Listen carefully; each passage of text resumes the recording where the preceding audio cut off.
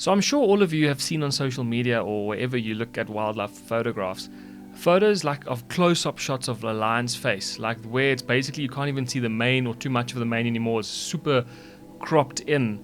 And those photos normally do quite well on social media. It's something that people find interesting and people enjoy looking at, and it makes for quite a dramatic photograph. And if you are wondering how we edit or people edit those photos, then well, I'm going to do exactly that today. I'm going to edit a photo of a male lion that wasn't super zoomed in, that I'm going to crop just the face and then take you on a journey of how I edit that. And if this sounds like something that you would be interested in, then please stick around and watch the full video.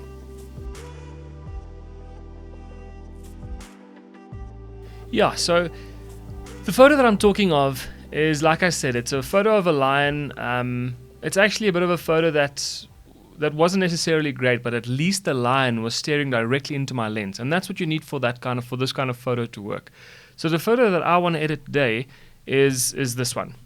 So as you can see, it's a bit of a nothing shot again, like just this. I even clipped off its legs. I don't know why, but I think in camera I realized that this lion is looking straight at us. So for me, it was important to just get the photo with his face in it, because I knew that afterwards I could crop all the way straight into his face.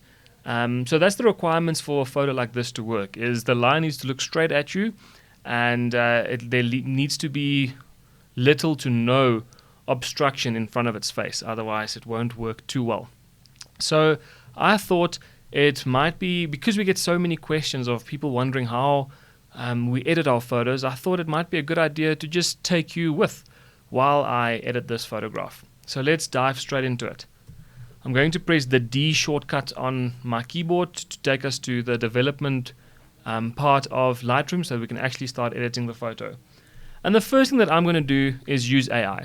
A lot of people don't like this, but this photo was taken very early on in the morning. We found this male lion nice and close to our Wild Eye Inkashui Mara camp, and you'll see that my ISO was quite high, so naturally there will be a little bit of noise in the background. So I'm going to use AI, why not, to denoise this photograph. So let's start off with that, and it takes a few seconds, but you'll see, like especially if you focus on the background here, even though we're going to crop it all out, it's going to make this image much sharper or a lot less noise in it. And of course, if you want to zoom in all the way to this lion's face, it needs to be quite sharp and full of detail. Okay, so let's just give it some time to do its thing. It's actually incredible what AI can do these days, especially in Lightroom. You know, Lightroom's AI has become really effective and quite accurate. Right, almost done.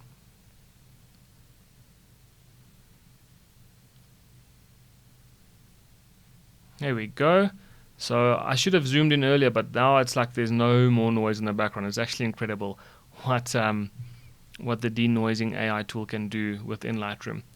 Right, and then what I also want to do is just maybe bring up the temperature in this picture a little bit. I think my white balance was set for a bit of a cloudy day, and the sun was actually out this morning. But it's no problem. You can always get that temperature back. You see something like that is already better. See how the detail in that male lion's, or the color, the brighter colors in this male lion's face now. If I sort of show you, that's what it looked like before. And just a little bit of temperature, look at that. Already quite a big difference. So we haven't even started to crop anything yet, but I just want to get the overall colors correct before I start cropping. So let me play with the whites a little bit as well, something like that. Look closely, like in the middle of the forehead of the lion. You can see that the detail there is coming already by me just pulling a bit of whites and blacks. So let me bring down the blacks a little bit. Look at the contrast in the mane. Pretty incredible. Quite happy with that. All right. Before I come back to, because I always like to, my general flow is to see if there is something that I can crop, and obviously we want to crop this photo, so that's what I start with. But then I'll also mostly work in the global adjustments before I go to the actual local adjustments and use masking. So, but now I think this image is ready to crop. Okay, what I want to do now is just get this to be a portrait shot, obviously, because we want this line to be in a portrait shot.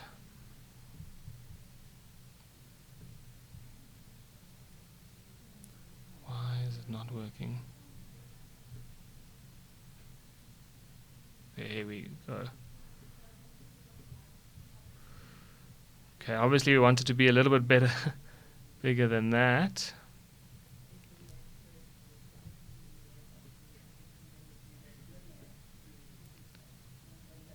Right, so I'm going to also just use my rules of thirds here. So this cross I want to be sort of at the bank of that line's eye and the same as I can there. So maybe even a touch bigger, like slightly, something like that. Let's crop it like that. See, already a lot more dramatic. Obviously we're going to fix the colors and things now, but can you just see that difference that just that crop made? Oh, the kind of editing that we can do in Lightroom is just unbelievable. Like, this excites me so much. All right, what we're going to do now first is drop the shadows, because you can see like this eye looks quite dark here. So let's see what happens if we drop our shadows. Yeah, I already see a lot more color. You don't want to go too much because then it's also going to look a bit unnatural. So you don't necessarily want that. So maybe somewhere like that. We'll still play with the eyes when we do our local adjustments a bit later. We can definitely make those eyes pop a little bit more. Okay. Another thing that you'll know, something that's obviously very important to know when you do a close-up like this, even if it's like a close-up of an elephant's skin or a zebra skin, people often like that, what you're working with there is textures. So texture is a really important tool to be focusing on when you super zoomed in on something. Even if it's like, I've taken a photo before of like a leopard's paw on top of bark, of like the tree bark. And there's a lot of texture in bark, of course. So if you want to zoom in on that, then obviously you really need to focus on your textures. So let's head back to our textures and edit that. So here you go. And now I'm going to go quite a bit with texture here because, I mean, that makes a massive difference. So see all the textures here on it above its nose. I mean, this male lion is old and he's been through a lot. You can see the cut under his eye. Even his lip is hanging a little bit. But then also there's lots of smaller cuts on its above its nose here. So that is all texture. So focus here and look if I go on the before and after.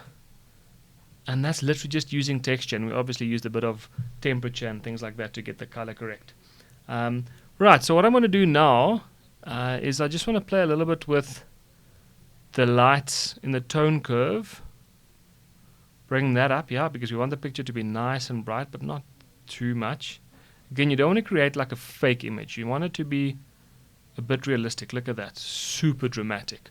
I love that already, and we're not even done yet. See, your tone curve makes a small S-curve slightly there. That's sort of what you want in your tone curve.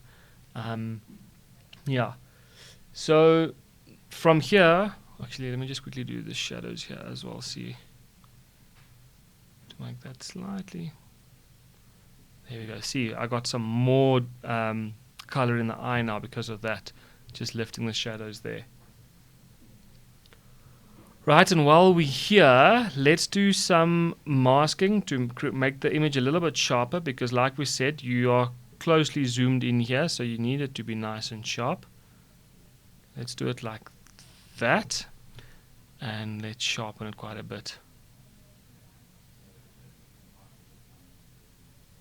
There we go. See, that's already much better. If I zoom in slightly, you'll see there's a lot of detail on its face now, and that's what you want on an image like this. Oopsie. Okay, let me just fit it again. Hold on. There we go. Alright, and now obviously what you want to do with editing, and that's what most photographers want, and I'm the same, is you want to pull and draw your viewer's eye.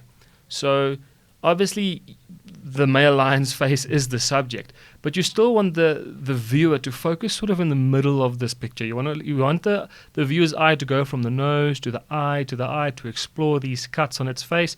So what you will need to do is obviously make this pop out. So there's a few ways of doing that, and I'm going to take you along with doing that now. But one of it is you need to darken these edges. So what I'm going to do first, before I do go to my local adjustments, is I'm going to first do a bit of a vignette. Not lens blur. It'll be effects. Here we go. And let's see. I'm going to drop it. See, look at that already. You don't want to go too much. See, that looks quite realistic. But again, let's look at the before and after already. So that's what we started off with. Look at that. So much more dramatic. And it's crazy the power of a vignette. Because just like that, now the viewer is not interested in looking in these dark areas. The viewer wants to see all the bright lights, or the bright side of this picture. So here, we've got the viewer to look straight in the middle of our picture, which is exactly what we want. So from here, I'm quite happy with my global adjustments. This is already looking quite good. And what I want to do from here now is start doing my local adjustments. So let's head over to the masking tool. And what I want to do is create a radial gradient, because I want the viewer to focus here. So we're going to do like similar thing to a vignette, but just a little bit more localized now, like that, I would say. And then let's invert this, because we want to first work outside of that area. What I want to do is I just want to drop the feather here increase the feather here, so that again it doesn't look fake. It's important for this to stay realistic. Something like that, I think. Alright, so I'm going to press the O on my keypad for overlay so that you can see what I'm doing, but I'm going to just play a little bit with exposure here. And again, you don't want to overdo this. This needs to look realistic.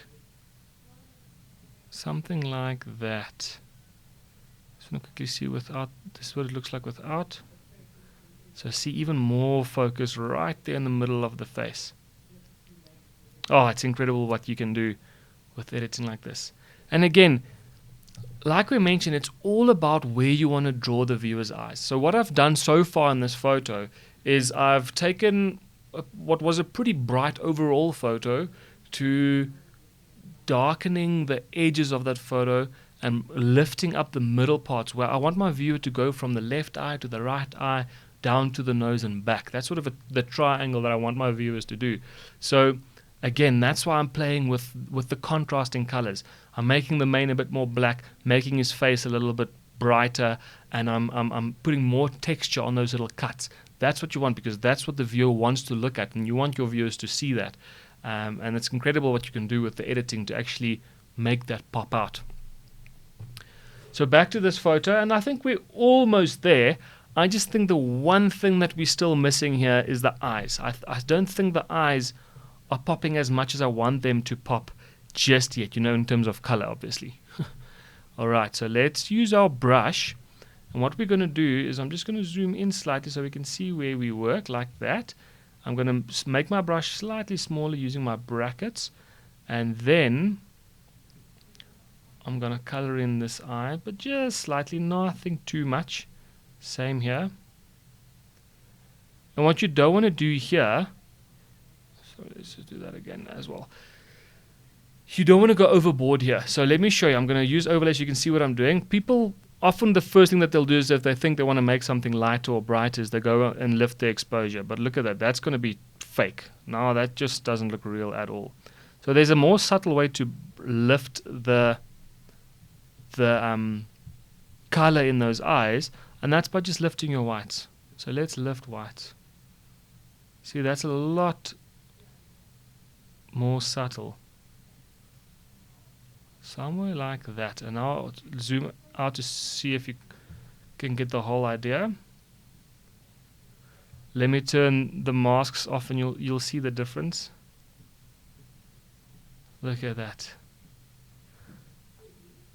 I think with these eyes, we did a bit of white. I'm going to do a slight little bit of exposure though.